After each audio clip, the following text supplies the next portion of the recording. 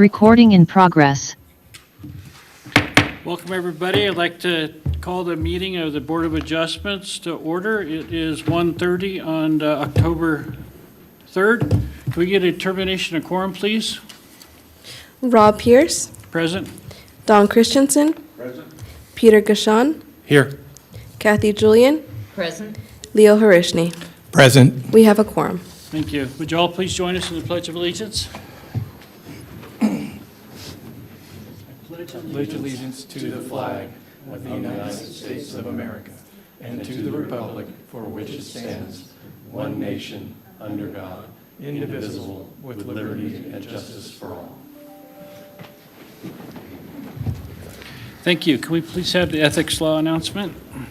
Thank you. Board members are reminded that if, with respect to any matter or any person coming before the board today, you've received a gift or loan, you have a pecuniary interest, you have a commitment in a private capacity such as family, employment, business, or similar relationship, or you've provided representation or counseling before an agency to a person or entity for compensation within the last year on a matter being considered, you must disclose that gift, loan, interest, commitment, or prior representation. You must furthermore abstain from deliberation or voting on the matter if it's clear the gift, loan, interest, commitment, or prior representation would materially affect the independence of judgment of a reasonable person.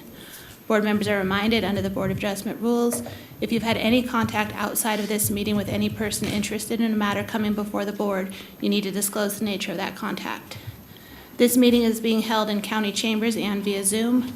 To attend via Zoom, log into the Zoom webinar using the link found on the agenda. You can also join by typing in zoom.us, clicking join a meeting on the Zoom website, and entering the ID 872-1567-5749.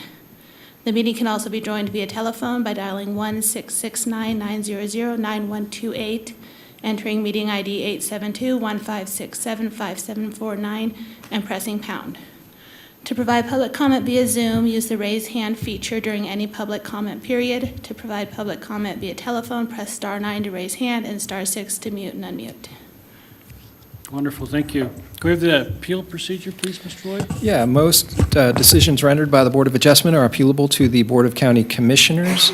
If you disagree with the decision of the Board of Adjustment and qualify as an aggrieved person or party, you may appeal in writing within 10 calendar days from the date that the decision being appealed is reduced to writing, filed with the Secretary of the Board of Adjustment, and mailed to the original applicant in the proceeding being appealed in accordance with Washoe County Code. Please call the planning staff immediately at 328-3610 for information on the appeal procedure and the application fee. Thank you. At this time, I'd like to open up general public comment. Do we have any general public comment? There is no general public comment in chambers and no hands raised on Zoom. All right, we'll close general public comment and go on to item number 6, approval of the October 3rd agenda.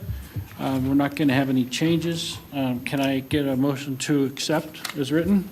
Peter Gashan, for the record, I move to approve the October 3rd, 2024 agenda. Okay, and I'll second that. All those in favor say aye. Aye. Any opposed say nay. Motion passes unanimously. Brings us to item number 7, approval of September 5th draft minutes. Did everybody get a chance to look at that? Do we have any changes or discussion? Can I get a motion to approve? Leo Harishny, I move to approve the September 5th, 2024 draft minutes. Kathy Julian, I second. All right, all those in favor say aye. Aye. Any opposed? Motion passes. All right, that brings us on to item number 8, public hearing items. This first one is a variance number, WPVAR 24-0007 for Angela, sorry if I pronounced that wrong, Barden variance. Mr. Lloyd, can you please announce it? Yeah, for hearing, discussion, and possible action to approve a variance for the reduction of a front yard setback from 30 feet to 0 feet to allow the construction of an accessory structure. Representing Washoe County in this matter is Planner Tim Evans. All right, Tim, welcome. Floor's yours. Thank you. Tim Evans, planner. So the case before you today is variance case number WPVAR 24-0007 for the Angela Barn.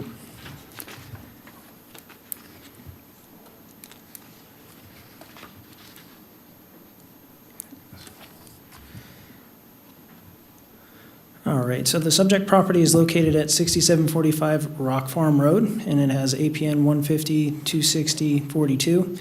And you can see there on the right side of the screen that the actual parcel is highlighted in blue.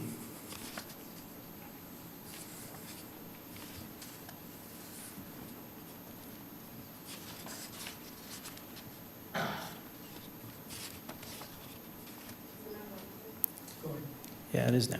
Thanks. So the subject property is 2.47 acres, and the surrounding parcels are similarly developed with single-family dwellings as well as accessory structures. The property is located within the Southwest Truckee Meadows planning area, and the property is zoned high-density rural. So the request before you today is a variance to reduce the front yard setback from 30 feet down to 0 feet for the construction of an accessory structure, that being a barn. So on the screen there is the site plan that was submitted with the variance application, and the highlighted portions, the highlighted line on the far left, that is the actual property line itself. And then the distance in between that yellow highlighted line and the proposed barn is an easement that I will get into in a little bit more detail further in the presentation. And then as you can see, the proposed barn there is highlighted as well.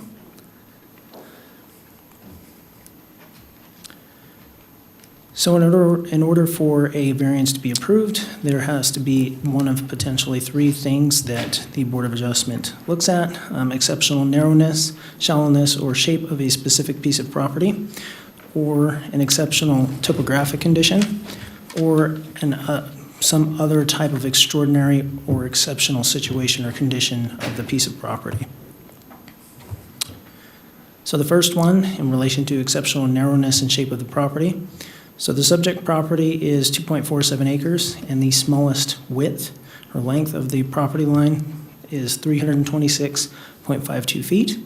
And per Washoe County Code, the minimum width for that zoning is 150 feet. Therefore, the actual width of the subject property is wider than that required by code. And the subject parcel is a square shape. Neither of those items are exceptional in relation to a variance or allowing a variance. So on to topographic conditions. Looking at the property itself, the majority of the property is fairly flat. There is an approximate 50% slope on a portion of the property. It's a very small portion of the property that has this slope. You can see it on the far left picture there, that it is highlighted in yellow, and it traverses at an angle from the west side of the property up to the northeast side of the property. And in this situation here, being that the conditions and the topography is not, it's not an exceptional situation based on the what is there on the property. It's not large enough. It's not forcing the applicant by itself with topography to locate that structure in that area. So the third item is an extraordinary and exceptional situation or condition. So the applicant states on the application itself that one, the barn construction was already in progress from a previously expired permit and variance. And the second reason is that it is to eliminate clutter in the view of neighbors. Something to be aware of is that there was previously a variance approved in 2004 for this property and this specific structure itself, as well as a building permit. So the foundation, there is existing foundation that was constructed sometime between 2006 and 2007. So there is an existing foundation, and that's what this variance is in relation to. That being said, it's staff's opinion that even though there was a variance and building permit previously approved for this structure, it doesn't necessarily mean that this variance will be approved today, due to the fact that variances are looked at on a case-by-case basis. So, that being said, it is staff's opinion that taking all of the items that are on the property into account, that there is an exceptional situation. Specifically, looking at the topography from earlier, the 50% slope is forcing them to locate that structure to the far left of the far upper left of that parcel, in addition to the replacement leach field location being located where it is, and the existing leach field location and septic tank, as well as the electrical line that is connected to the house and the existing well. All of those items combine together to force the applicant to actually have to locate the structure in the area that it is. And another item that is a big one is that this property has a 33-foot access easement on 3 fronts, or on 3 of the property boundaries. That would be the far left property boundary to the west, the property boundary to the south, which would be on the bottom of the screen, and then the property boundary to the east, which would be on the right of the screen. So all those items add together to force the applicant to have to locate that structure in the area that it is proposed and where that existing foundation is currently located. So the subject variance was sent out for review to 15 different agencies, and comments are included as Exhibit A to the staff report. Proper noticing occurred for this project, and 31 parcels were noticed. It does state on the screen there that there were 3 public comments. I just got one about 20 minutes ago by email, and that was emailed to staff and to the Board of Adjustment as well. But that comment was in opposition to this variance. The other 3 public comments, 2 of them were in favor, and then the other one was just inquiring for general information, and they had no issues with the proposed variance. So staff is able to make all 4 required findings as detailed on pages 14 and 15 in the staff report. And staff recommends the Board of Adjustment approve variance case number WPVAR 24-007 and provides the motion on the screen and as shown on page 15 of the staff report. I'm available for questions, and the applicant, I believe, also has a presentation as well. All right, thank you, Tim. If the applicant would like to give their presentation, now would be a good time.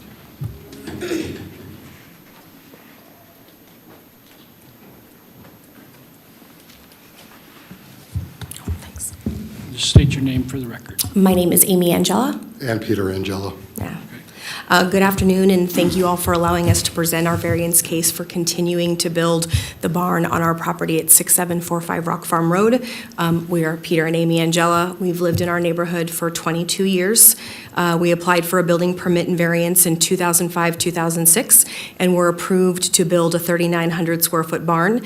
We had plans prepared, engineered, approved. We had surveys done, dirt work performed, setback letters written, compaction testing done, concrete and rebars, footings poured, all of it inspected by Washoe County Building Department. And as it was 2007-2008, the recession hit. So as we had 3 boys to raise, bills to pay, and our work came to a screeching halt, and banks canceled home equity lines of credit, we decided it was fiscally irresponsible for us to continue building our barn. Fast forward 15 years, all 3 of our boys are raised and gone, and we decided to move forward with our barn and reapply. We've already started this project. We've invested about $90,000 into it, as well as we have obtained letters from all of our neighbors in support of the project. They're looking forward to seeing a beautiful barn in this spot and not exposed concrete footings and rebar. We really appreciate Tim Evans' assistance with these plans, and we hope that you will agree with him to move forward on his recommendation to approve the variance once again so that we can move forward with our build. Thank you guys so much for your time today, and if you have any questions, we're happy to answer. Great, thank you. Thank you. Thank you. At this time, I'd like to open up public comment on this matter. Do we have any public comment? There is no public comment in chambers or via Zoom. Okay. Close public comment, bring it back to the board for discussion. Does anybody have any discussion or questions or anything? I just have a query on what was in the email that I haven't received that email. What was that about? Thank you. Okay, Tim Evans, planner. So yes, I stand corrected. The email that I I was thinking of, there's two that should be sent out. The one that I just recently got, that one has not been sent out to the Board of Adjustment yet. So, that being said, I will pull it up right now, and I will read it to you, so you can know exactly what the applicant, or the public had mentioned.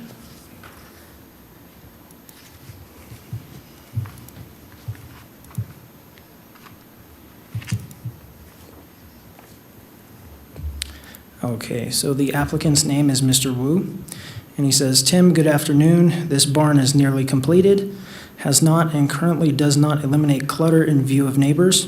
Put a set of eyes on the place, it is very similar to a wrecking yard. In addition, the water runoff from the barn is a concern with the direction of water flow. The request to move from 30 feet to 15 feet and now to 0 feet, 0 foot set. Why?" And then he provides the actual case description that is on the agenda, and a portion of, or an excerpt from my staff report. Specifically, it is a paragraph, and it states, "Extraordinary and exceptional situation or condition of the property and or location of surroundings." The applicant states the following on the application, and quote, "Barn construction was already in progress from a previous expired permit and variance, and eliminate clutter in the view of neighbors. Therefore, the extraordinary and exceptional situation or condition of the property per the application is that variance VA 04-024 and building permit number 05-4963 were approved in the past for the construction of the barn, and that the barn is needed to eliminate clutter in the view of neighbors, Exhibit E. While this may be the rationale provided for the extraordinary and exceptional situation or condition of the property by the applicant, it is staff's opinion that the previous approvals of a variance and building permit, as well as the need to eliminate clutter, do not qualify as an extraordinary and exceptional situation or condition of the property. However, staff does believe that the location of well, septic tank, existing leach field, area designated for the replacement leach field, and the 33-foot access easements along 3 sides of the property reduce the buildable area such that the property has an exceptional condition." And then he ends with, "Thanks, Mr. Wu."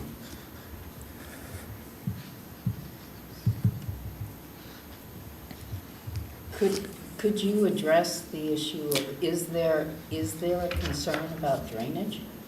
Is that a? So as far as drainage goes, everything was reviewed by engineering, and there were no concerns provided by engineering in relation to drainage. Okay, thank you. Leo Horishny for the record. Tim, is there, does that respondent have an address? Do we know if he's from the area? Let's see here.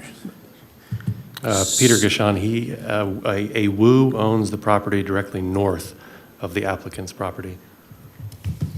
Oh, okay, all right. Yeah, he didn't provide And it's an vacant. address.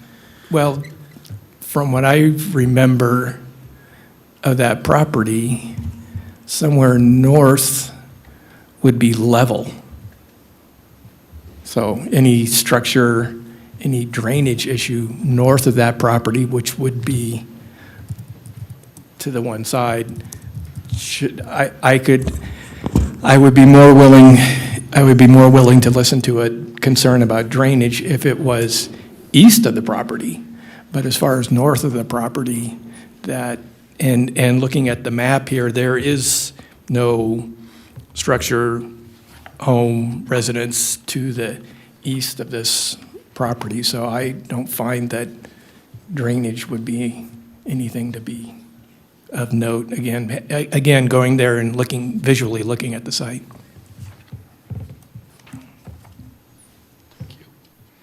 Do we have any other questions, comments? Yeah, Peter Gashon. Tim, let me just get this straight. I think it's straightforward, but because there are access easements on all sides, on 3 sides, does that mean it has 3 front yards? Tim Evans, planner, so correct. Yes, being that there are 3 access easements, an access easement on each one of those property lines, they're considered fronts and subject to the 30-foot setback for each one of those fronts. And an access easement doesn't constitute a front yard. So, yeah, exactly. The So easement- ordinarily, it would have to be the 33-foot easement and then a 30-foot. Exactly. So front the yard. setback itself is measured from the edge of that access easement back. So if you were looking at the property boundary itself, it goes 33 feet back with that access easement, and then another 30 feet beyond that would be how far that structure would have to be set back from the property boundary. So from the property boundary itself, it would be a total of 63 feet that it would have to be set back on all three sides. And right now, it is situated abutting the access easement. Correct. And I saw in the staff report that I was concerned about fire. Fire didn't have any comments about access, given a structure that close to the easement. Right. Yeah, there was no comments or concerns provided by fire in relation to that. Okay, thanks. Go ahead. Kathy Julian for the record. It looks like in the conditions, it does discuss, the county engineering does discuss having a grading plan with appropriate building permit and drainage issues. So this drainage question should be handled within the context of those building permits? Exactly. So in relation to grading and drainage, that's a standard thing that is reviewed as part of building permits. So that condition itself is just a fairly standard one. And at that time of review, any drainage or grading items would be addressed. Okay, anything else? Anybody else? Okay, any discussion among members? No? Can I get a motion? Leo Wishney for the record. I move that after giving reasoned consideration to the information contained in the staff report and information received during the public hearing, Washoe County Board of Adjustment approves variance case number WPVAR 24-0007 for Peter and Amy Angela, with the conditions of approval included as Exhibit A for this matter, having made all four required findings in accordance with the Washoe County Development Code, Section 110.804.25, special circumstances, no detriment, no special privileges, and the use is authorized. Okay, do we have a second? Peter Gashon, I'll second. All right, we have a motion and a second. All those in favor say aye. Aye. Any opposed, say nay. Motion passes unanimously. That moves us on to 8B, special use permit case number WSUP 24-0009 for Misty Blue Training Center. Mr. Lloyd, would you please announce? Sure. For hearing, discussion, and possible action to approve a special use permit to bring into conformance an existing commercial stable for the boarding of horses for riding lessons and horse training. A maximum of 40 horses will be boarded, 33 boarders and 7 personal horses. The applicants are also required to modify applicable parking, requesting to modify applicable parking and landscaping requirements as specified in the staff report. Standing in for Courtney Wyke is planner Julie Olander representing Washoe County. Hi, Julie, welcome. Floor is yours. Good afternoon, Julie Olander for the record. So this is a special use permit for a property that's located off of Chester Street out off of Lemon Valley. The zoning on the property is low-density suburban. The special use permit is to bring the property into conformance with an existing commercial stables that's on the property. And as Mr. Lloyd said, the maximum will be 40 horses to be boarded, 33 will be outside boarders, and then 7 will be owned by the applicant themselves. So they are asking for some variances on this application. As you know, a lot of commercial stables don't quite meet they have some exceptional situations. So they are asking to vary the ADA access. There are a variety of different things, and I will go through those farther in my presentation, but this is sort of a list of them. There was a code enforcement case on this property, and that's why the applicant was made aware that they needed a special use permit for the property, and they applied for that once they received the code violation. So here's sort of a layout of the property. On the right, you have it sort of outlined in red, and then on the left, there are 2 properties. One has the applicant's house on it, and some of the facilities are located on that property, and the adjoining property has other portions of the horse facility. So they are asking for some varying just standards. One of them is parking. That's for striping and marking. And staff is supporting that this parking standard is not required to stripe for ADA parking places. With the exception that they do want it striped for ADA. So otherwise, it doesn't need to be striped, it'll just be gravel. And then there's also, this is a portion that it does not have to be paved. And so the other area besides the ADA parking space will be gravel. And as you know, horses are not really good on pavement. It's a safety issue. I mean, horses can manage pavement, but it's not ideal. So it's better to provide gravel or some surface that they won't slide on or aren't as likely to slide on. Then they're also requesting a variance on the coverage of the landscaping. So typically it's 20% because this is a commercial site.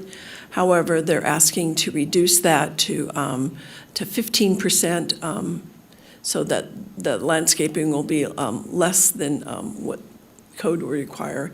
And again, staff is supporting to this because it is sort of out in a rural area. A lot of times, a lot of landscaping brings more attention to the site than is typically in the neighboring property. And then this is just what they have on the site, so they will maintain the existing landscaping as it is. And then they're also asking for the buffering along the public street. So typically they have to, it's a commercial project, so they typically have to landscape. However, they're asking for a variance on that, and staff is supporting a reduction of that landscaping to 12 feet. And then also there's a condition of approval that's been added to extend the existing landscaping for the full length of the project along the abutting public street. And here's some examples. This is what the property looks like, so you can get an idea where they are going to have to extend some of the landscaping, but there is landscaping on the property. Another request is that they're asking to vary the screening adjoining residential properties. The applicant is asking to do that, and based on the application submitted, staff is supporting this waiver. Again, it's in a rural area. The need for the screening is for commercial uses that are adjacent to residential, and some commercial uses are much more impacting to the neighbors.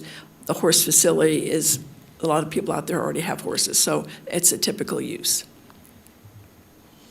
And then they're also asking to buffer the adjoining residential uses. And as I explained, that requirement is not as necessary because of the type of use they're doing, which is horse boarding.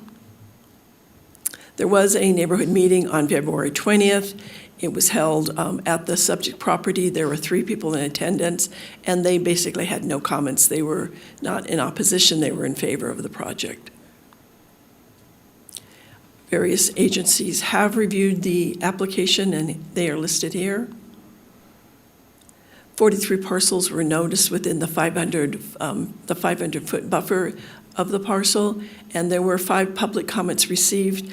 I'm not sure if that included the ones you just received in the last day. I apologize for that. That was not made clear to me by Courtney, so I'm not sure what 5 public comments, but there have been comments received, and they are all in favor of the project. Staff is able to make the 5 required findings as detailed in the staff report, and they're listed here. And here's a possible motion. The applicant is here and does want to give a presentation. All right, thank you, Julie. If the applicant would like to give their presentation, that would be a really good time.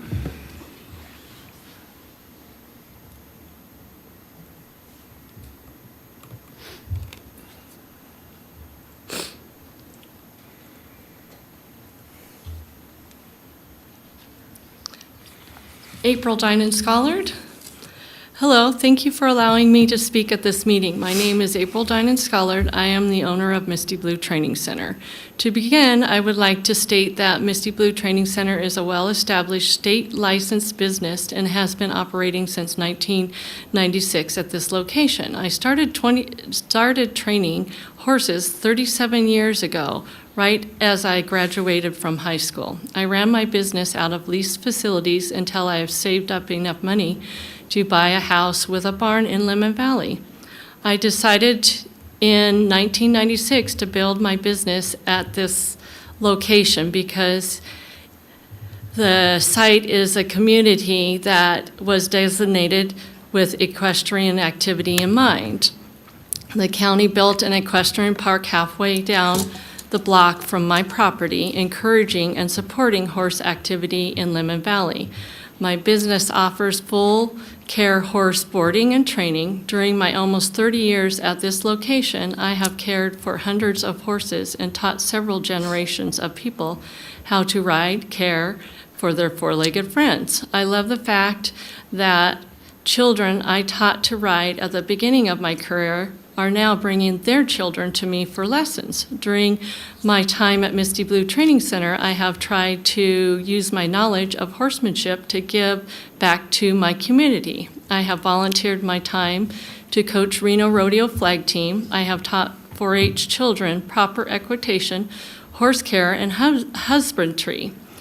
My facility has been used to temporarily house animals that have been threatened by fire or flood. I volunteer the use of my facility and my personal horses to the TMCC veterinary technician program so the student veterinary nurses could learn how to handle, medicate, and conduct physical exams on horses.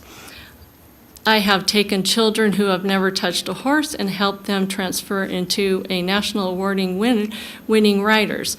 I have taken unbroken horses, trained them into multinational championship winners at my facility in Lemon Valley, thus showcasing the quality of horsemanship of our county at a national level. My facility can stable 40 horses, 35 boarded, 5 personal. I currently have 10 in full-time training, 4 in part-time training exercise program, and 18 horses that are in full care boarding with no training services. Manure is removed from the property as required by the ordinance to minimize fly and insect breeding. In the 28 years I have been operating my business at this location, I have never had a complaint logged against me by my neighbors for noise, pollution, insect prior to this or after receiving this code violation. During my neighborhood meeting, the people were in favor of my business. There will be no change to the current layout of the property. The main barn has 7 horses, and 33 horses are housed in an outside paddock with 3-sided shelters. There is an approximate 100 by 220 riding arena and a portable 60-foot in diameter round pen on the property. No change in the current activity or usage is being proposed. Misty Blue offers appointment-only riding lessons, and there will be no riding or lessons taking place on the property before or after daylight hours. There is one full-time employee, myself, and one part-time employee, my husband, who work at the business. On average, I have 6 people a day visit the property and stay about an hour with their horses. The maximum number who would visit the property in one day would be approximately 10. They would stay on an average of an hour. The maximum number of different individuals that visit my property on a 60-day basis is 23. My business is closed to visitors. Only people who board their horses or provide veterinarian farrier care to the horses are allowed to come onto my property for liability reasons. My business is located less than 1 block from the horse park in Lemon Valley. The horse park generates more traffic on the neighborhood streets during competition than my stable generates in 1 month. No expansion in the number of animals to be housed on this property is being sought. No new paddocks or shelters are being built. I want to reiterate that the goal of this project is to bring the current facility in compliance with Washoe County Code. It is not to expand or change the current business model in any way. Finally, I would like to address the variances I'm requesting. I'm requesting a variance from the county for paved parking area based on my concern for safety for my clients and their animals should they slip on pavement. Paving can be very slippery to horses' hooves in dry conditions. Adding inclement weather or rain, ice, and snow would make for a dangerous footing. I'm requesting a variance on landscaping. Landscaping would increase our water usage on an already limited basin unnecessarily. The acre-feet of water needed to maintain my business was calculated by government officials on the amount of horses stabled. It was not calculated with the county requiring landscape added. Water rights in that area of the valley are non-existent. I was lucky to purchase the water rights that I currently possess. I have been proactively working to come into compliance with Washoe County codes. Currently, I have met the following conditions: 1G, 2AI, 4A, and 5A, 3A, and 3B. Conditions 2A, 1D, and E are currently in progress. In closing, I would like to remind you that the community's response to our application, as submitted with the waivers requested, has been passionately supported and entirely positive. People in our neighborhood and professionals in the horse community have expressed that my facility has positive impact on our community. We hope you will consider all information presented today and allow us to continue providing educational and horse husbandry services in the safe environment to the equestrian community. Thanks once again for your time and consideration. Do you have any questions? We'll take public comment, and then if we have questions, we'll ask Okay. later. Thank you. This time, I'd like to open up public comment. Do we have any public comment on this matter? We have Don Beatty, followed by Dovie Pickering.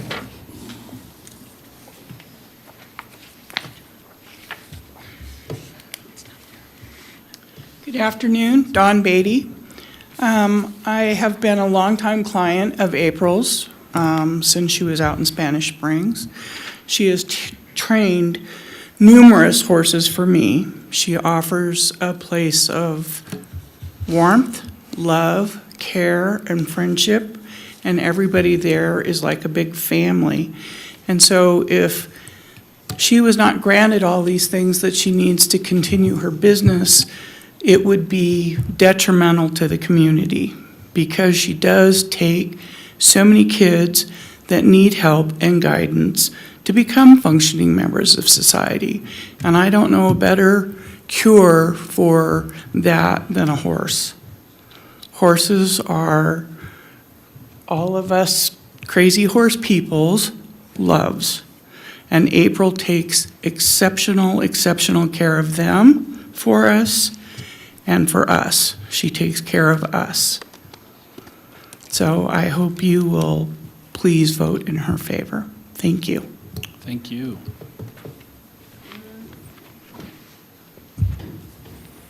Dovie Pickering, followed by Jane Wardlaw. Thank you for hearing our comments. First of all, I am a neighbor of April's. I live very close to her. I'm sorry, please state your name for the record. Dovie Pickering. Sorry. That's okay, go ahead. So anyway, I'm a close neighbor of April's. I've never experienced any problems with her having her business there. And as Reno grows and becomes more urban, fewer and fewer people have the opportunity to experience horses. And like I said, we're becoming so urbanized that it is such a privilege to have a facility that doesn't require me to drive 45 minutes down 395 at 5 o'clock in the afternoon. So once again, you know, it's something that's going to promote Reno as a great place to live. People want to ride horses. They want to see our beautiful landscape. And so that's my comment, and thank you. Thank you. Jane Wardlaw, followed by Christina Semler.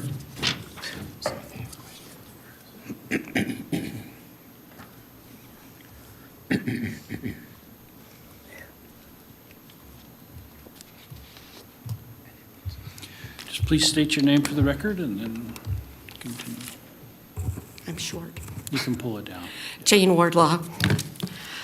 I have been a client of April Dinan Scholar for over 25 years.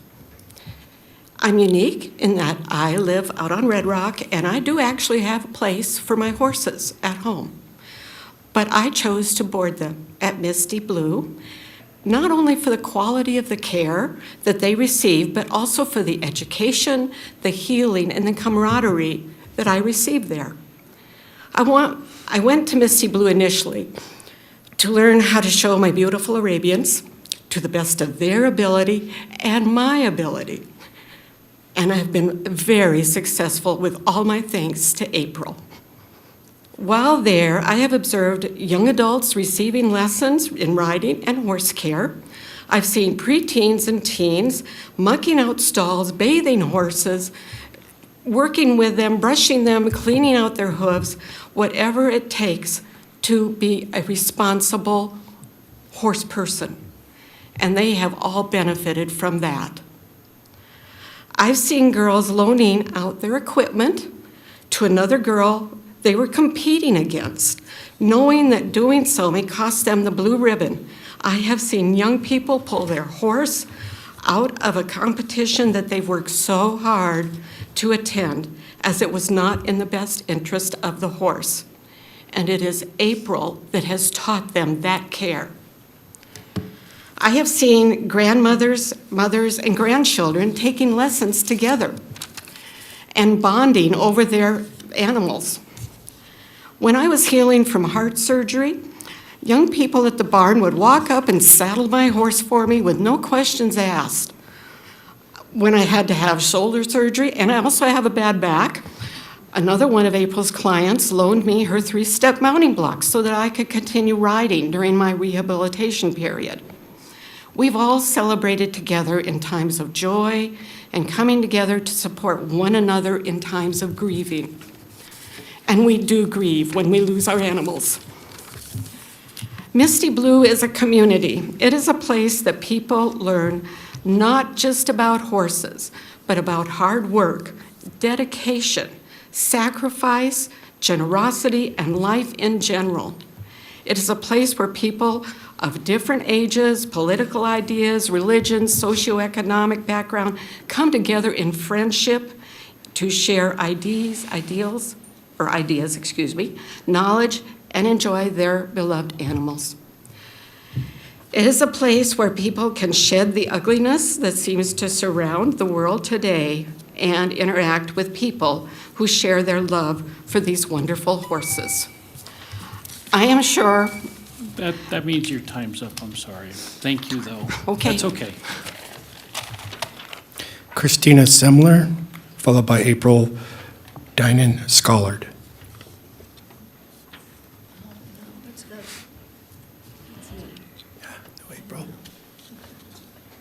Hello, my name is Christina Semler. I've been boarding at April's for about a year now, and I've been riding horses my whole life, and I've boarded at different places, and this is like the best place I've ever been to. My daughter takes lessons with her, and she's taught her a lot and helped us a lot with our horse that I have, who's like not very trained very well, and April's gone out of her way to like really help us, and she takes very good care of the horses, so I hope you guys are in favor with her. Thank you. Catherine Yarte, followed by Marty.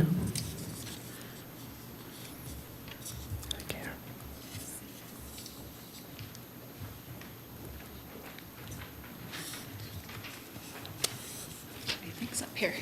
Catherine Yarte for the record. Good afternoon, everyone. My name is Catherine Yarte, and I, along with my husband, own and operate Team Yarte Horsemanship in North Red Rock. I'm here to support April and Misty Blue training and to reiterate the importance of equine businesses in Washoe County. Unlike many other industries, we are not competitors, we are colleagues. April has been providing quality care for decades with no complaints from neighbors or anyone else for that matter, and her business is an asset to this region.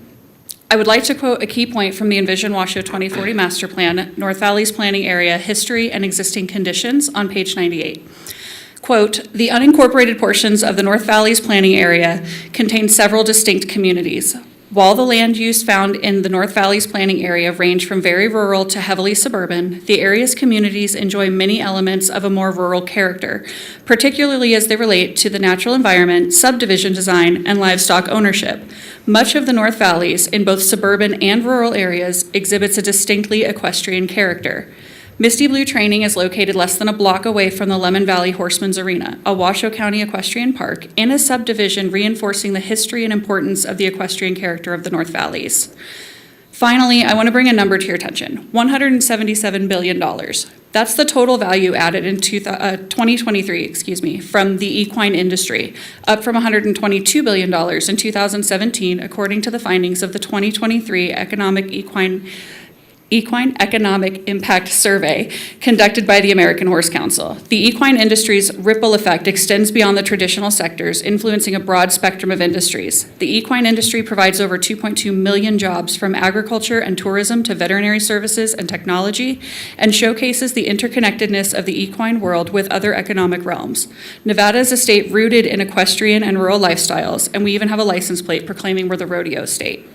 Please help us continue that rich tradition by making Washoe County a place where equestrian professionals are able to thrive. Thank you. Thank you. Marty Counts, it looks like, followed by Linda Houghton.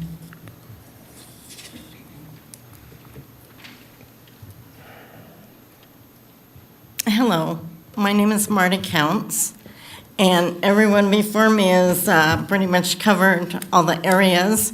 So I would just like to add my personal experience. My husband and I have been breeding and showing horses for over 35 years. We've showed at the national level. We've sold horses to Israel, Saudi Arabia, Egypt, and other countries. We've trained horses with some of the preeminent horse trainers, Arabian horse trainers in the country.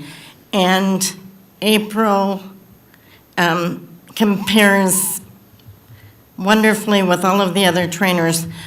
Her quality of care, her expertise in training, her commitment to her horses and her clients is unquestioned. And I certainly hope the board will approve her request. Thank you. Thank you. Linda Houghton, followed by Karen S.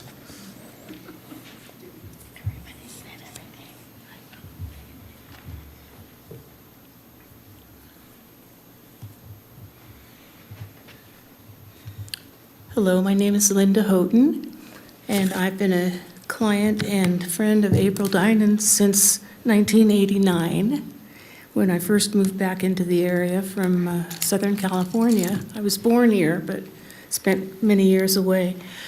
I have received training and coaching and show services from April since 1990, I guess.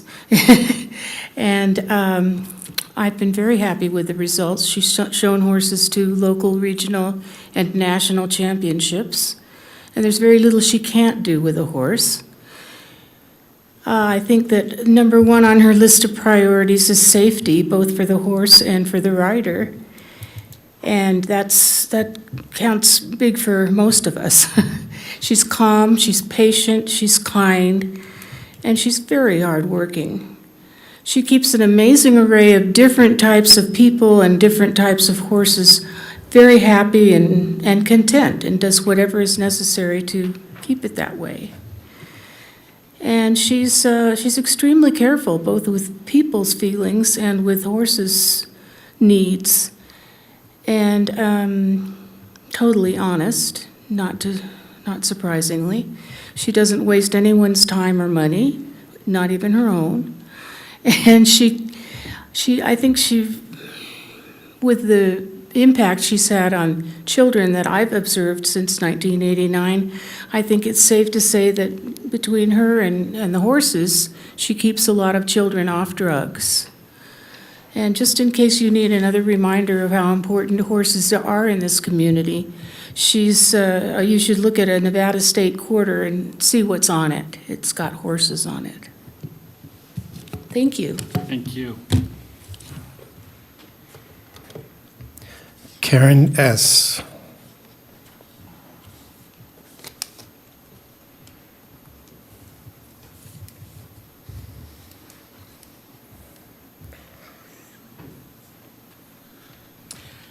Hello, my name is Karen Shrimp, Karen S. I want to start by saying that I've been a client of April's for 30-plus years, and that writing is an athletic, lifelong sport. There's always more to learn. April started with my daughter when she was 8 years old, so my daughter is now 38. What did my daughter learn from April? She learned that horses are large animals that have minds of their own, but if treated fairly, they work for humans very willingly and happily. She learned that horses teach us respect. She learned to listen to her trainer. She learned to be kind. She learned to take good physical care of her horse. Horses teach us humility. We learned that good results come from lots of hard work and practice. Sometimes you win, mostly you don't. And if you don't, then April helps you learn what to do to get better and have your horse be better. So you will learn to win and you learn to lose graciously from April. She teaches you that. In addition to being a gifted trainer, she's a good person. She approaches all of her lessons and trainings with the ability of the client and the horse in mind. She teaches you what you know and leads you towards something bigger. She's brought me from a self-taught child learning to ride, getting on a horse, and an old rancher telling me pull back to whoa and turn this way to go left and that way to go right, and good luck. So from April, I learned a lot. If I get an atta girl from April, it's golden praise, as she usually moves seamlessly from a movement you just mastered to a new one that needs work. And she does it graciously, always. In April of this year, I went to a show with April. It's called the Daha Spring Show.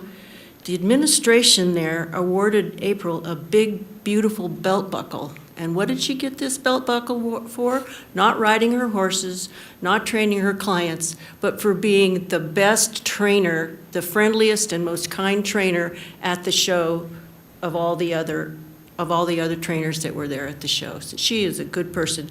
And this was a happy surprise, as no one knew this award was ever given out. And for me, just recently, the Davis fire, I board my horse at home. I keep my horse at home, and I ride out. I take my horse out to April's once or twice a week for lessons. But in this case, the fire, I was out of town and had a house sitter at home. So the house sitter called me, and I kind of go, yikes, and I call my son to come over and get the horse in the trailer, call April, and there's not a moment's hesitation. She says yes. Thank you. There is no further public comment in chambers or via Zoom. Okay. We'll close public comment and bring it back to the board for questions, comments. Does anybody have anything? Go ahead. I have a question, Kathy Julian.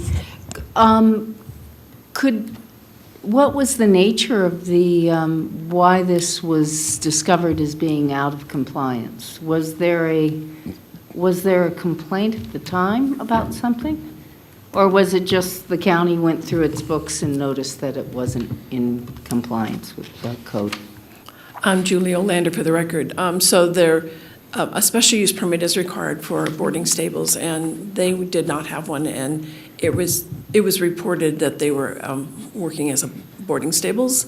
So code enforcement investigated and confirmed that, and so then a complaint was, a violation was sent to the property owner. So it was anonymous. Okay, and there wasn't a specific issue that was raised? No, just that they did not have a special use permit. Okay, and then the only other question, and I'm not sure you'll be able to answer it, is there any standard for how many horses per acre you would have on a piece of property? And I'm just out of curiosity, I'm curious about that. Nothing in code. We do limit, if you have under an acre, yes, then we do limit the number of horses that you may have. But I believe that total acreage is over 3, so no restriction. That restriction would be through the special use permit. Okay, thank you. Trevor, Peter Gashon, can you clarify that? Could the business licensing aspect of this application, not this application, but they need to apply for a business license, right? Can the business license and that department dictate the number of horses? No, that's through Washoe County, through the development code. And have we a business license now? Is this a chicken egg situation? They need the SUP before they can apply for the business license, or can it run concurrent? They must get the special use permit before the business license is issued. Okay. Yeah, thanks. Kathy Julian for the record. This is less to do with this specific application and more in general, but could someone come and say they're going to have 60 horses on that piece of property, and how would that be monitored or regulated, or would it be regulated? In the event that the number of horses exceeds the number that are, assuming the board today approves the special use permit, if that number is exceeded in terms of the number that are boarded, yeah, that would be a violation, and then it could become a code enforcement matter. But the county has not established any maximum number of horses per acre at all. I mean, this is not something that the county looks at. The request is for the maximum of 40 horses to be boarded, 33 boarding, and then 7 of their own personal horses. That is what is before this board today.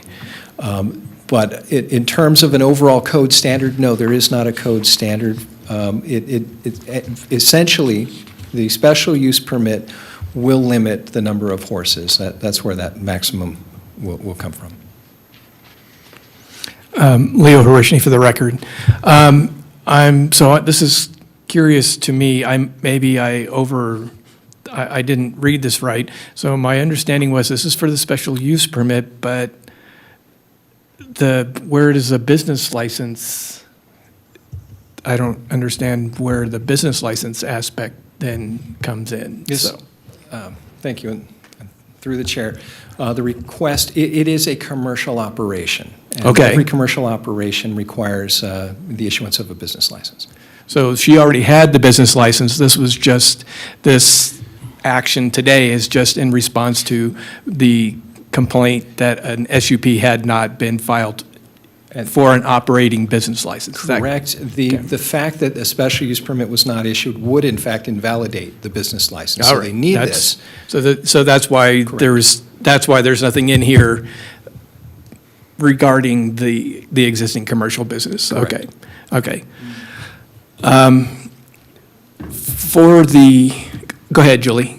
Julie Olander for the record. She has a state of Nevada license, and this happens to other organizations, commercial businesses. They think they just need that state of Nevada.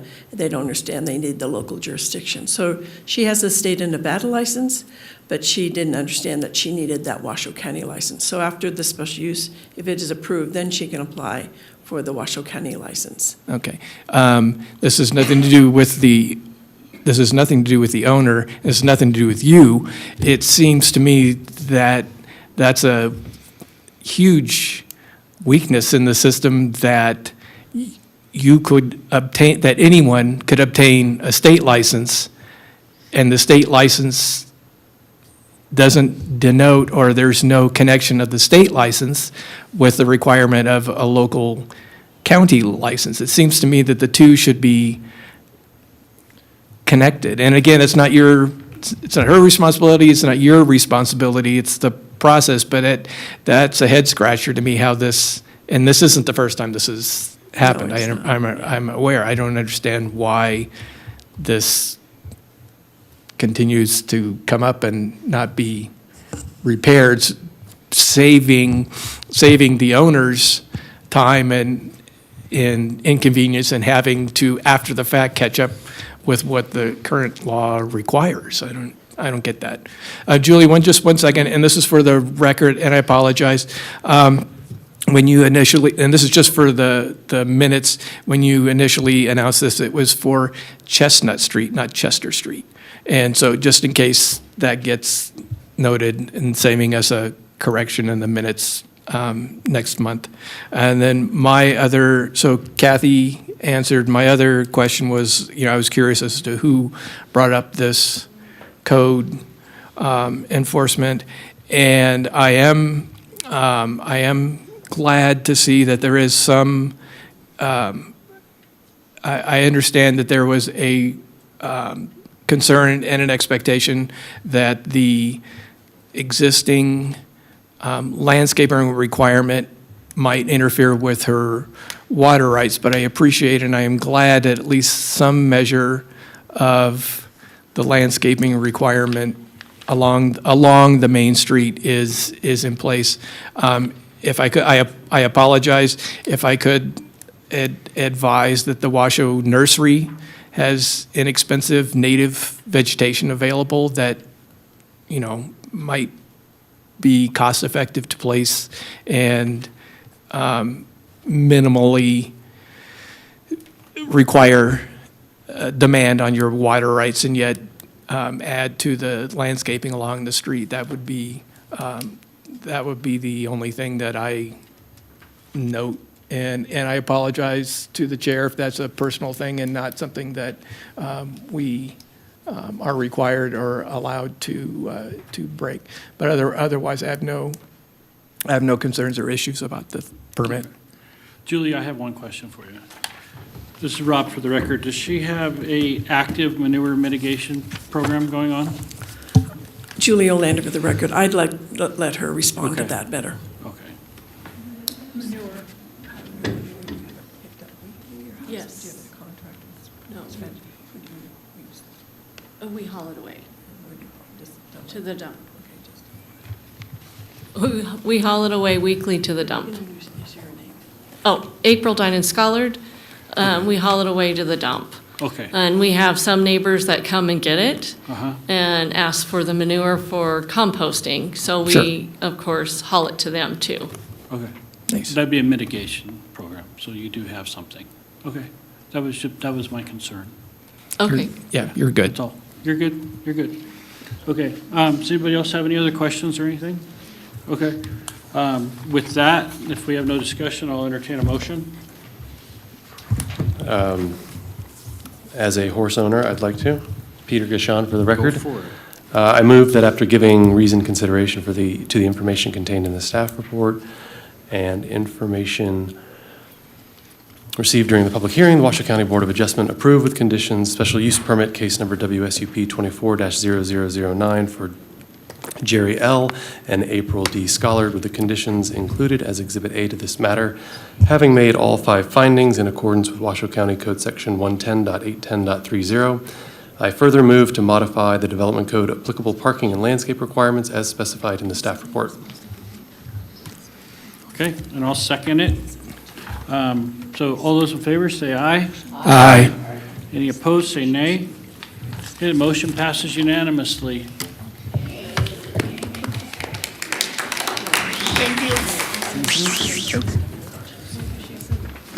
All right, that brings us to 8C, special use permit case number WSUP 24-0011 for the Tumwa Wheel House. Mr. Lloyd, can you please announce it? Yeah, for hearing, discussion, and possible action to approve a special use permit for a utility services use type for a well house. The applicants are also requesting to vary applicable parking, screening, and landscaping requirements as specified in the staff report. Once again, standing in for Courtney Wyke is planner Julie Olander representing the county. Okay, Julie, you're I'll up. send you an email. Good afternoon again, Julie Olander for the record. So this is a special use permit to establish a utility service on an 11-acre parcel that's owned by Washoe County and has a regulatory zoning of LDS, low-density suburban. The applicant is also asking to vary some of the requirements, parking, screening, and landscaping. Oops, all right. So this parcel is located off Pyramid Highway. It's out, and you can see on the left where it's located, and then on the right is sort of a close-up view of the parcel. So it's long and narrow. And I'll show you another. Oops.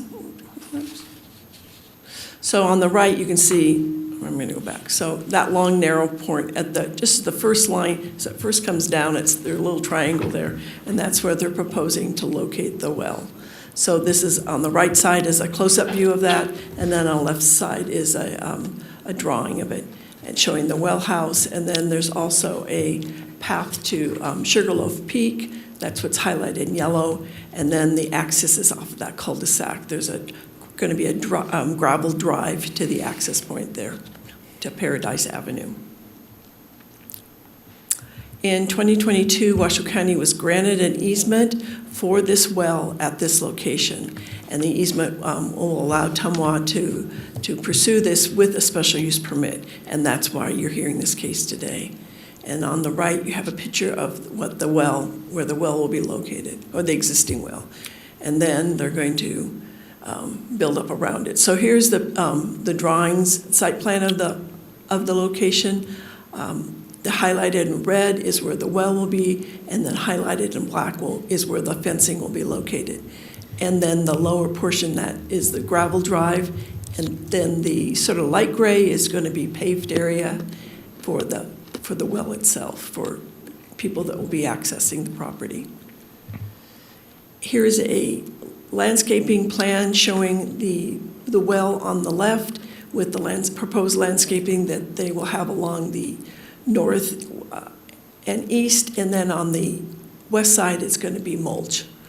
And then you can see where the gravel drive is, again, coming in off of Paradise View Drive. Here are the elevations of the well house, here with the west and the east, and then the north and the south. So they are asking to vary some standards. They're asking to vary the parking standard. Again, they're asking, they will have that paved area that will provide parking for at least 2 vehicles, if not more. And then they are asking to, as I showed, that paved area is going to be fenced. And staff is supporting of this modification. They're asking for just vary the screening requirements. They typically are required to screen with a solid or decorative fencing, and they're proposing a chain link fencing along that outside portion of the site, and it'll be a total of 8 feet tall. Staff is in support of this type of fencing. Basically, that will keep people out of the site. And then there's also a requirement to vary this landscaping. This is a commercial site in a sense, and they are required to landscape 20%. They're proposing to landscape 15%. Again, staff is supporting this varying of the landscaping because of the location with the residential primarily to the east. There was a neighborhood meeting on June 12th, and 62 people attended that meeting. Most of the comments were concerns about the impact of the well on the aquifer. Tumwa had a subsequent second meeting on July 10th that addressed a lot of those concerns. And there were 58 people at that meeting. And they can, Tumwa and the applicant can provide more information if you have on those meetings. The application was sent out to a variety of different agencies, and here's a list of who responded. 226 parcels were noticed. We did not receive any public comments as far as I'm aware. Courtney, again, this was her case, but she had not received anything as of yesterday. Staff is able to make the 5 findings that is listed here. We are asking to remove 2 conditions that were in the application, D, which required the applicant to get a business license. This is Tumwa. They are not required to have a business license. And then also, we also had a condition there concerning ADA parking. This facility will not be open to the public, and that requirement is not required for this location. So I provide possible motion with those two revised changes to condition 1D and 1F in the removal of those two. The applicant is here and does have a presentation. Yeah, if the applicant wants to do their presentation, that would be a good time.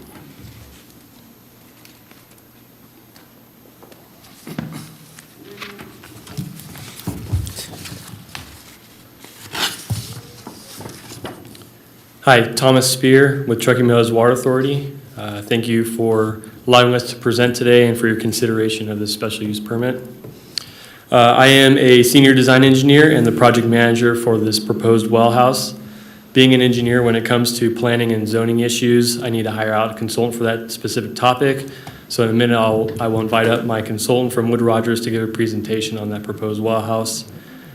But first, I wanted to touch on an item regarding Tumwa's pursuit of constructing this well house. We hosted a public meeting as required by the special use permit on June 12th, which was largely attended by residents outside the notification radius that was provided to us by Washoe County.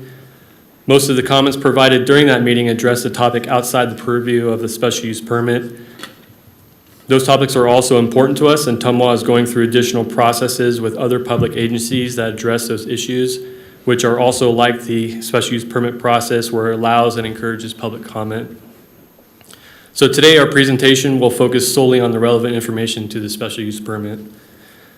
So without further ado, I'll invite up Eric Hasty with Wood Rogers to give the presentation.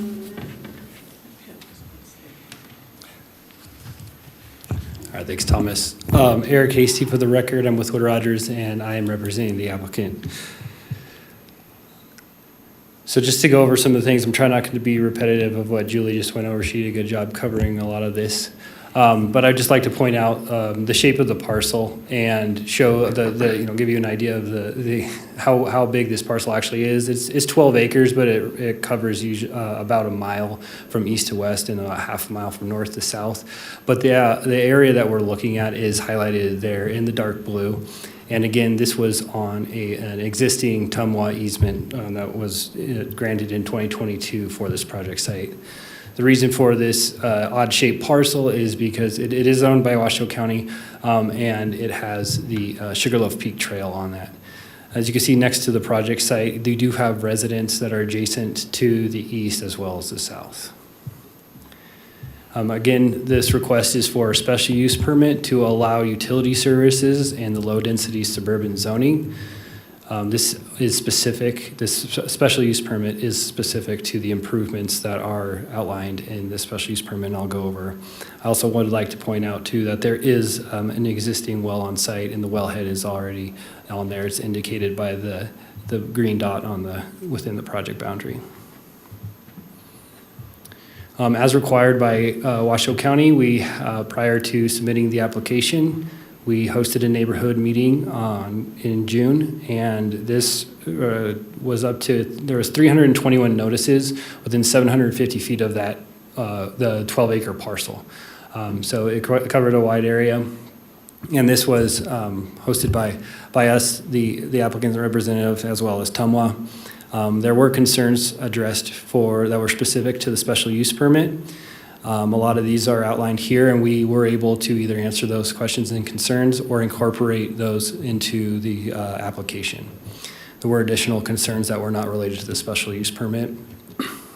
So the applicant hosted an open house, which is not required. We delayed submitting the application until August, until they were able to have this meeting.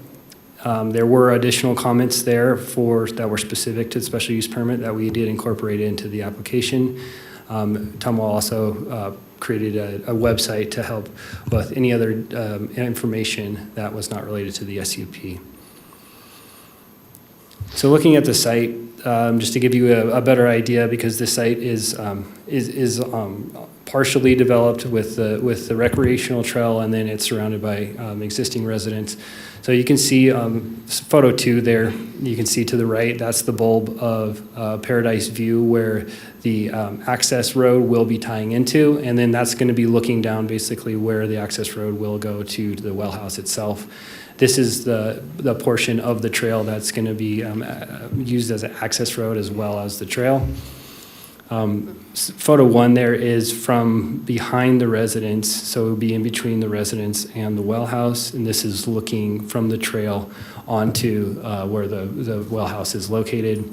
You can see along the trail there's also existing landscaping, but it's also the houses and the trail itself are about 4 feet higher in elevation than where the well house is proposed to go. Again, there's the well house, or the well head cap, and the site has been partially disturbed from previous activities. So looking at the specifics of what we're proposing for this SUP, the well house itself is approximately 720 square feet. It's indicated on that darker rectangle in the middle of the site plan there. There is an access road with a hammerhead, so that road portion that goes up to the east of the well house is just for fire or emergency vehicles if they need to turn around, so they don't have to back out of the access road. There is going to be a 8-foot chain link fence, so 6-foot fence with 2-foot barbed wire on top. This is requirement of Homeland Security to help protect these types of facilities, and this is commonly what they use at all the warehouses. Landscaping is also a portion of it. I'll get into a little bit more of those details, and there will be connections to the existing utilities that are on site. So looking at the request to modify the standards, first of all, we're just going to go over the parking. So county code typically requires that all driveways and all parking areas are going to be surfaced with impervious surfaces, and because of the character of the area as well as the existing, to be kind of in conformance with providing that shared use area with the trail and with the existing emergency access that's already located off of Paradise View Drive, we are proposing to have the access road to be gravel. And this is also to help reduce any runoff. So any impervious surfaces that we put on there are going to increase the size of the footprint for that, because we have to provide infrastructure to help get all that runoff in there. So also screening, if you look at the code standards for screening, you have to screen along a solid fence along a property line wherever there's adjacent residences. And because of the parcel shape and the length of it, there's going to be a lot of neighbors that are even near this site. So we are asking to modify that to just be fencing with the dark blue there that's around the well house. You can see that portion. That's where we are proposing to put the fence, and we are proposing to put the see-through chain link fence. It's not going to be a solid fence. Again, that's in line with the Homeland Security requirements. Landscaping is, there's a lot of discussion, especially at these meetings, about the type of landscaping and where we should put the landscaping. And so we worked really closely with, based on the comments that were received by the adjacent neighbors, as well as the landscape architect, to help decide where this landscape should be provided in a way that's going to best screen this use from the adjacent residents. And with that, we are requesting to reduce the requirement from 20% down to 15%. Again, here's just kind of a look of what the building itself is going to look like. These colors aren't necessarily representative of what the colors are going to be, but Tumwa is working with the adjacent neighbors and the HOA, although this isn't part of the HOA property. They just want to make sure that it complies with the surrounding residents. So the color itself might change. This is, this is kind of everything all together. So this is a rendering of what the well house and the landscaping will look like. So this is taken from that the portion of the trail that's behind those residents. So it's between the residents and the well house itself. A couple of those trees are already existing, but the ones that are in the lower portion of it, that's what the landscaping is proposing, and the landscape architect worked in response to the comments that were received during those public meetings. A lot of the people were concerned that the trees were going to be growing up too high and blocking their view. So she identified some trees and some species that won't do that. So it does a good job of screening the actual use itself, but at the same time incorporates those concerns that we heard at the meetings. So again, as Julie said, we believe that we can make all the findings. We meet all the findings, and that this well house is a conforming use with residents. It's seen throughout the community. Most of the well houses you see are surrounded by residents, and with these modifications that we're requesting, we believe that it helps address the concerns that we heard at the neighborhood meetings, as well as meets code. And again, we reviewed the conditions, and we are also requesting that those conditions that Julie stated about the handicap parking as well as the business license be removed. So with that, I'd be happy to answer any questions. Great, thank you.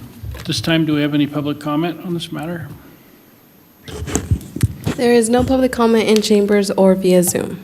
Oh, okay. We'll close public comment, bring it back to the board. Does anybody have any questions? No? Oh, there you go. Okay. Uh-oh. By way of disclosure, I live about 300 feet north of this project. Additionally, I'm the secretary of the homeowners, it's not an HOA, Landscape Maintenance Association. So, having said that, I've got a little problem with, on page 7, photograph looking, existing well looking north. That's incorrect. That's looking east. They're looking north is just a trail. So just to make that part of the record, that's not a big deal, but it is, should be a part of the record. The thing that I have a real heartburn with is, yes, the county owns this property and has for many, many years. The Landscape Maintenance Association out there is tasked by a written document to agreement with the county to maintain the trail. Member Pierce, can you please speak into your microphone? I'm Thank sorry. you. Let me turn that on. Christensen, sorry, Pierce. That might help. The Landscape Maintenance Association is tasked with maintaining the trail, including irrigating the landscape that exists. This is approximately 3 miles of trail that's owned by the county, and one of the oddest agreements that I ever came across in my experience as a homeowner or a member of this body.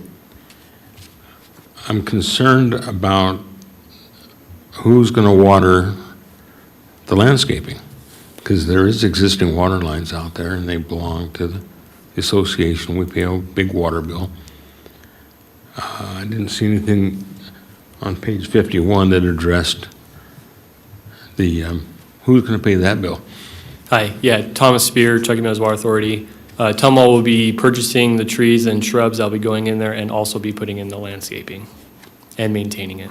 Okay, there's existing landscaping, there's existing water lines, so you're going to have your own irrigation. Yes, we will have a separate irrigation to what the Landscape and Maintenance Association has. It'll be separate. Okay. For the record, I like that's good. That's good news. Again, reducing the landscaping from I believe it was around 15% of the property to 12. What you excluded is any landscaping on the west exposure, and that would be visible from the Pyramid Highway.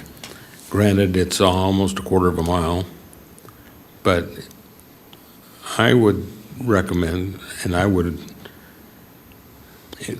ask this board to condition your application with landscaping on that west side, so it would not impact the visuals from the Pyramid Highway. Thomas Spear. So yes, we are asking a request to reduce from 20% to 15%, and we did not put landscaping on that west side as the west side is currently not developed.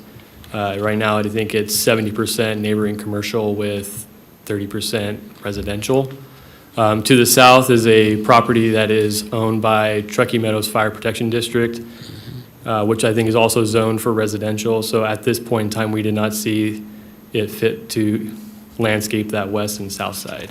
And so we're focused all the landscaping, all 75% of the required landscaping on that north and east edge where the neighborhood actually is and where we would like to screen the building and fencing and try to cut down as much noise as possible if there is any noise. Okay, I don't agree, but thank you for that answer. Yeah. That's all I have. That's all you got? Anybody else got anything? Peter Gashon for the record. Just out of curiosity, I mean, I went there, I saw the slope. Was there any consideration creating the access off of Horizon View, coming from the north to the south to access the site, or is that just physically impossible? It's not physically impossible. There is that slope there, so we would have to cut into that existing trail, and we did evaluate it. I did meet with the Landscape Maintenance Association to discuss that, as well as some other parties like Tom Donovan, who has also been overseeing this. And we actually talked about it, and we found it would be better to have maintenance vehicles driving on pavement. If we had the vehicles driving on that dirt road in the back, it would just be kicking up dust, and as the prevailing wind is coming from the west, it would be blowing directly into that neighborhood. So trying to keep the maintenance vehicles on the pavement as long as possible, we found to be the best solution. Okay, and then can you elaborate a little bit more about the interface between the trail and your access?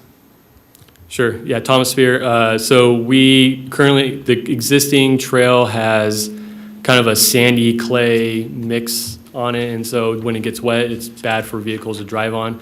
We will be improving that into a more drivable gravel surface, but it will still remain a gravel surface to avoid when our vehicles are on it, creating ruts and possibly creating tripping hazards or someone twisting their ankle. So I think it's in the best interest of everyone that we just improve that gravel surface to something that's drivable.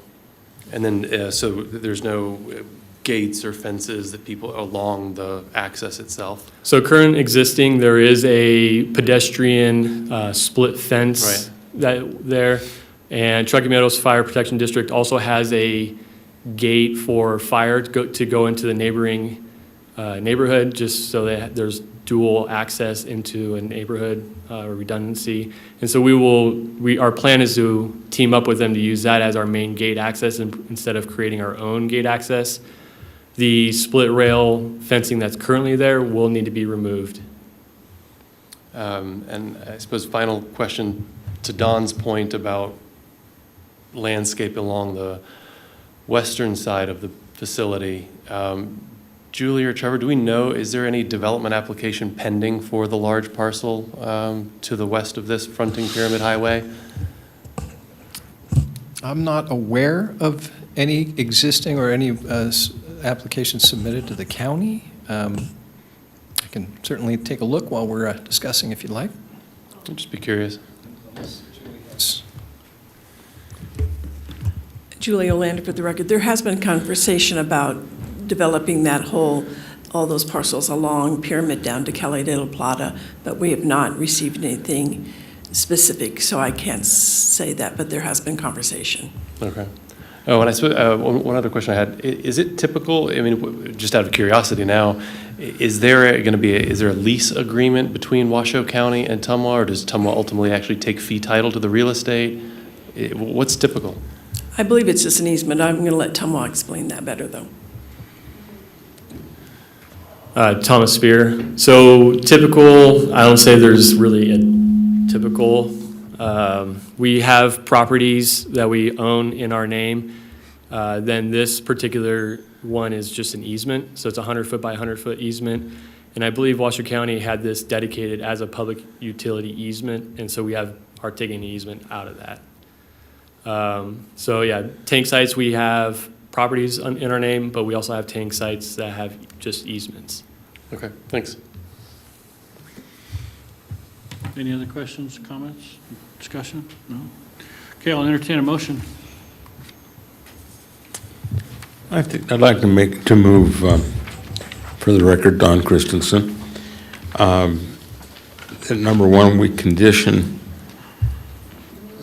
my motion with allowing landscaping on the west border of this property. And with that condition, I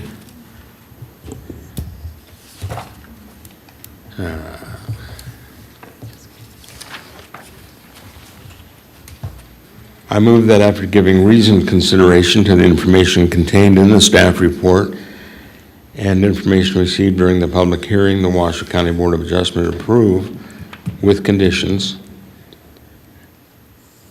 especially adding landscaping to the west side, included as Exhibit A in this matter, having made all 5 findings in accordance with Washoe County Code Section 110.810.30. I further move to vary the Development Code applicable parking, screening, and landscaping requirement as specified in the staff report, with the exception of the addition of landscaping to the west border. And that includes consistency, improvements, site suitability, issuance not detrimental, and the effect on a military installation. Okay, so we have an altered proposal here, or a motion. Do I have a second for the altered? Excuse me, this is Julie Olander for the record. Yes. If we're going to alter that and add that landscaping language, the applicant would like specific information on how they have a number of trees, how much landscaping you would like along there. Do you want trees? Do you want bushes? So we would need some more specific language. The applicant would appreciate more specific language instead of just saying landscaping. I think that would be redundant. It would be landscaping. My proposal is a landscaping consistent with the other sides. So you want the same type of landscaping that's on the east side on the west side? Exactly. Okay, could you state that in your motion then, please? Yes, to revise my motion, I would state that landscaping to be... Excuse me, I've been corrected. If they did that, then they'd be over the 20% of landscaping requirements. So they asked for a reduction of 15%. So are you asking? So I guess the question is, on the landscaping, do we want to impose upon them more than 20%, which is typically what we would impose on a project, a commercial project, this kind of project? Julie, can I make a request? Can we pull up the landscape plan on the overhead so that the board can review I think this? I had one in mind. And I don't correct me if I'm wrong, Julie, is per code, would the landscaping be required along that western portion? Well, the other thing I wanted to bring up was the parcel to the west is NC currently, and they would have to landscape along their property line if they develop that property. So the question is, the purpose of landscaping on that side is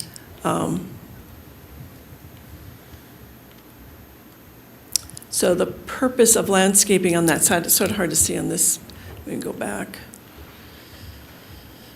So if you look at that little triangle, you notice the property to the west, that property is zoned NC, neighborhood commercial.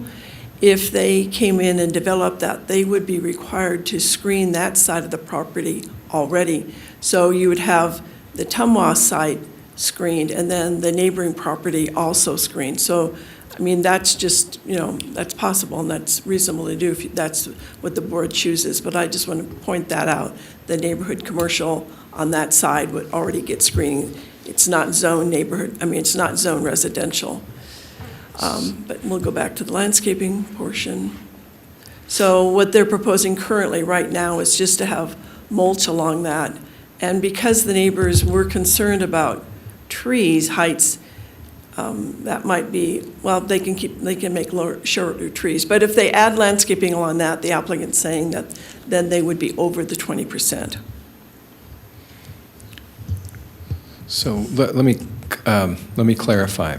Per code, landscaping is not required along the western property. Is it the purview of this board to require that landscaping to be continued along the western property line, essentially exceeding code requirements? Is that the request? So it sounds to me like.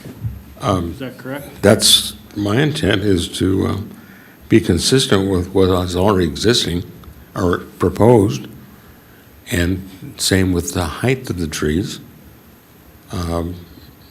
They have already assured the homeowners, the neighbors, that they're going to have a low profile. And to me, it just appears to be a kind of an empty, bare spot in a very empty, bare zoned commercial, neighborhood commercial area. We may never see a development in our lifetime, and that we have no assurance, and we do have immediate need to shield this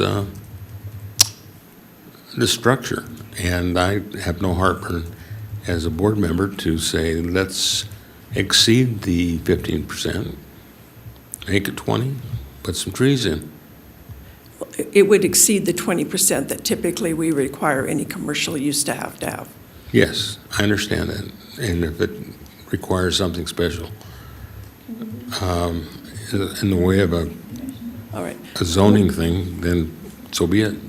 Would you be opposed to them just keeping the 15% and just rearranging so that they have their screening on that west side, but they keep it at a 15%? So there wouldn't be as much landscaping, but they just would spread it out. I see no objection to that at all. Okay, so maybe could we make the motion that the condition would change to that the site would be screened, landscaped to 15% on all three sides? On the east, the west, the north, and the east side? Yes, excluding the south side, and I understand the reasoning there. Just on the three sides to not exceed 15%. Okay, could you explain that again? Because So what we're proposing to do is, instead of sort of bunching it up on the two sides, spreading it onto three sides. Spreading it out on all three sides. Right now, I see three sides on the slide. No, there's only two. That one side on the west is just mulch. Oh, So that's that's just just mulch. mulch. Okay. There's no landscaping there. That's not low Yeah. plant, okay. Yeah, go ahead. Kathy Julian for the record. I guess I have an issue with that proposal because I would think if I were living in those houses, I would want the 15% of the landscaping to be shielding the view from my house. So I wouldn't want that to be decreased.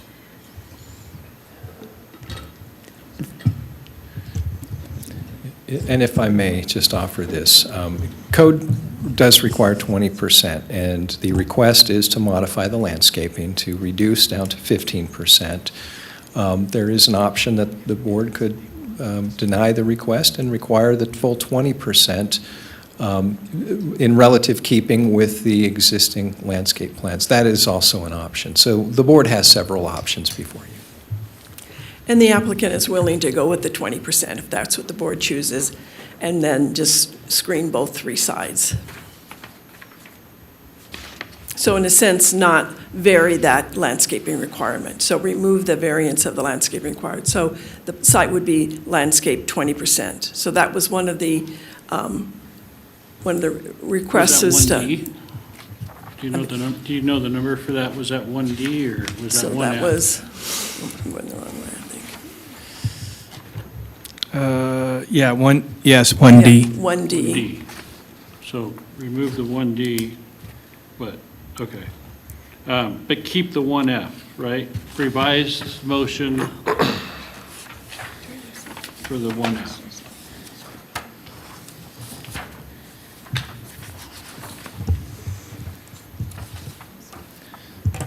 So I'm going to ask legal the question in terms of the motion that's being Yeah, we're going to have proposed. to. Would it be appropriate then for the board to offer a partial approval in which they deny the request to modify the landscaping, but approve the rest of the special use permit? Is that how the motion should be made? That would be fine, although if you want to ensure that that west side is included, it should be specified that the 20% should be on those 3 sides. And I can add a condition that, that the site will, that as DA Hickman said, that to make the motion that you're excluding that, that modification, and then I can add with an additional condition, with a condition added that will state that they will landscape the site 20% on the 3 sides. So it will be in the conditions, and it would also be in the motion that you make, that you are not going to approve that one modification. Okay. So what about, and so, but the 1F stays as being revised, because you had a revised motion up there. So the revised motion, though, was for, was not to do with landscaping, had to do with. Right, Had but to do it's with the all there to land, go had to back do up. with the handicap parking and the business Okay, the license. handicap park, okay, that's what So it was. we aren't proposing to modify the conditions. I would propose that you modify the conditions by adding a condition that they will landscape the site, 20% of the site on 3 sides, and that would be only on the 3 sides. Okay, go forward one slide. No, go other way. backwards then. The This- other way. That one, that's the one I was looking at. So 1D Revised and to 1F. remove- But 1D is for the business license, Right. and F is for the ADA parking spot. Okay, okay. It's the way I read it too, so that's why I was getting confused on the landscaping. So the landscaping would be an It's already added written. condition. Got it. So the motion would be to add a condition to landscape 20% of the site on 3 sides. Can you just start over with Yes. your motion, please? And so we would want to add, make the motion to no longer vary, which one is it? It's 25. Oh, my gosh, Nellie. Oops. So that's not listed there. Sorry, I'm flipping through these, just trying to find out which section of code we want to. There. This is the screening. This is really to talk about the fencing. And what you want to do is you want to talk about section 41240. So we are not, I would say,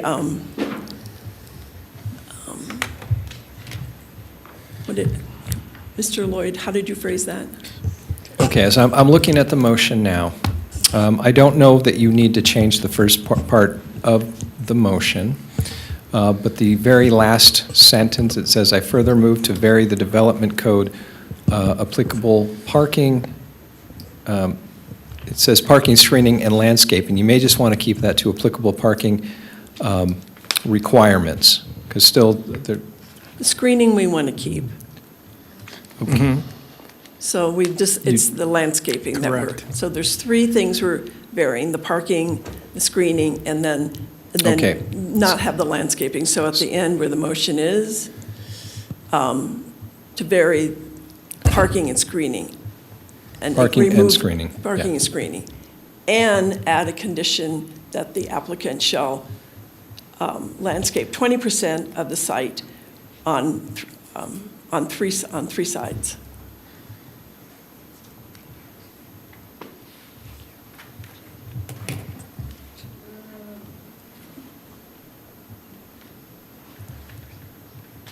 Okay, are we ready then to hear a revised motion?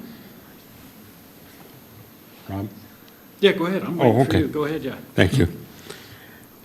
Striking the proposed motion, again, Don Christensen for the record, revise that motion. I move that after giving reasoned consideration to the information contained in the staff report and information received during the public hearing, the Washoe County Board of Adjustment approve with conditions special use permit case number WSUP 24-00-11 for Truckee Meadows Water Authority, with the conditions included as Exhibit A to this matter, having made all 5 findings in accordance with Washoe County Code Section 110.810.30.